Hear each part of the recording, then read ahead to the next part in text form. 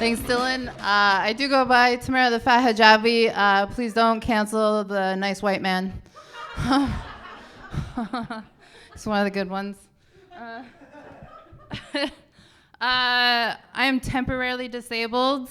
Any blue-haired freaks here, I am currently temporarily living with additional needs. So you'll have to bear with me for a second while I fix this.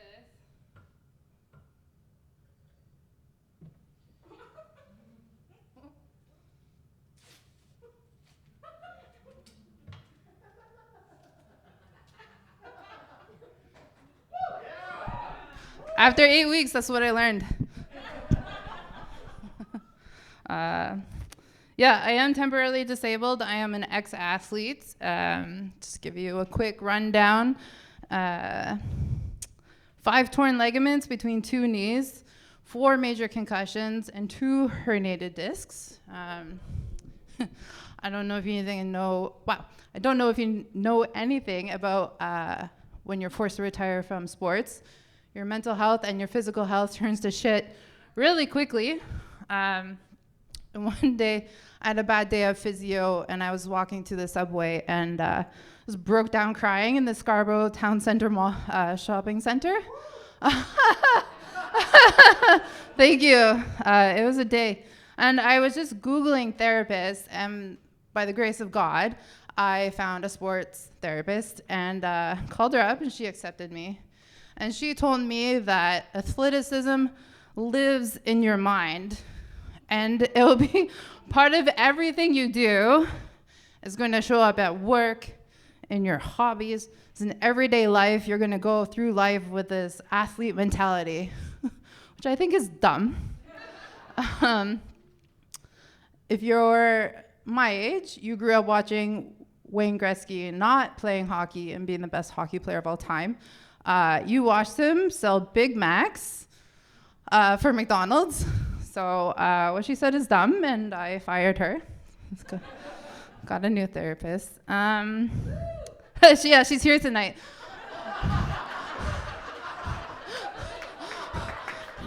The only one who showed up for me.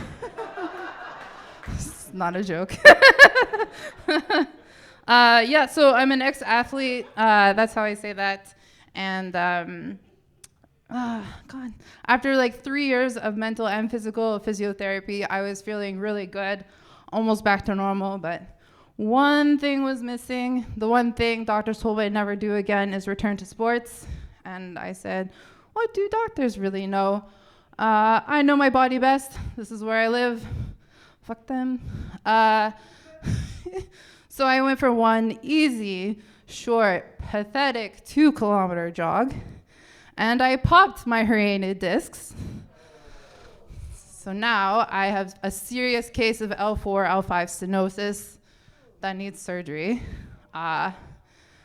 If you said, ooh, congratulations, you made it to old age. If you don't know where your L4, L5 is, from the bottom of my heart, fuck you. It's awful. So now part of my medical circle of care includes a neurosurgeon, and you can imagine how easy it is to get a hold of that team. My therapist has been teaching me how to advocate for myself, and if you show your frustration, you're getting sent to the end of the line. If you don't advocate hard enough for yourself, they're also not calling you back. So I think I've been walking the line. I've had to call them because they didn't call me first. And here's the message I left for them. Hi, my name is Tamara. My health card number ends in TR. You haven't called me, and it's been a week. So appreciate if you call me back. Every time I sneeze, my legs buckle. And I don't know if you know this, but it's allergy season. Please call me back. Not surprisingly, they didn't call me back. Called them back 3 days later. Hi, calling you again. My name is Tamara. Health card ends in TR. Still haven't heard from your clinic. I would really like it if you call me back sooner than later. Half of my vagina is numb. Please call me back. It's absolutely true. And the follow-up question to that is always, is it the top or the side or like which half? So everyone knows it's the right half. And I'm single, so I haven't really had to apologize too much for it. The only thing that's super annoying to me is I've had to switch masturbating to left-handed. It's not as satisfying.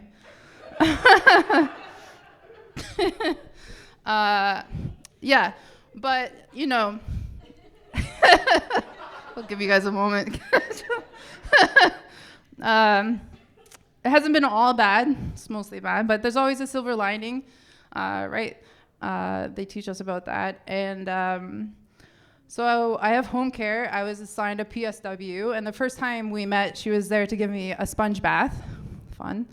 And this was when I was still stuck in bed, couldn't get out. So she let herself into my house, and she had to collect all the items to give me a sponge bath. I was frustrated that day, and when I'm frustrated, I get sassy. You heard the phone messages. And I got my pajamas off, and I made this little square out of the blankets, and I'm in severe pain, so any movement is challenging.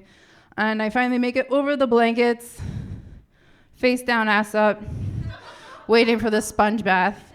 And in my mind, she's taking too long to find these items. And she's going back and forth. Tamara, where's this? Tamara, where's that? She's in my kitchen. Tamara, where do you keep your bowls? I'm like, for fuck's sakes, like, you're here to give me a sponge bath. I don't give a fuck if you're going through my kitchen cupboards. Look. Just look. Tamara, where is a face cloth? Tamara, where is it? Getting tired of it. I start sassing her. Sassing people never turns out badly. Never. Tamara, where's the soap? I don't know. Why don't you look in the shower where the soap is? She gets the soap. She has the bowl, she has the water, the face cloth, the soap. She starts washing me down.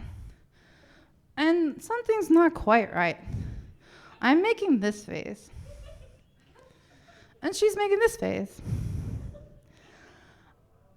And she lifts up the soap. She's like, Tamara, is this soap? I said, show me. And she like finally puts it in my view, and it's not soap. What she has grabbed is the post-workout sore muscle bar that I kept in my shower that I had forgotten about in my sassy moment. It's an oil bar made with menthol, cinnamon, and cayenne. So I'm having a really icy hot moment. And she's, again, running through my house. Sorry. Please don't report this. I don't want to get fired. And at this point, I am laughing so hard, I am crying. Also, I'm crying because I am so happy because I can feel both sides of my vagina. And she continues to over-apologize. I said, look, this is the best I have felt in months. Don't feel bad. You're not going to get fired. Thank you, everyone. My name is Tamara the Fat Javi. You can find me on Instagram. Thank you very much.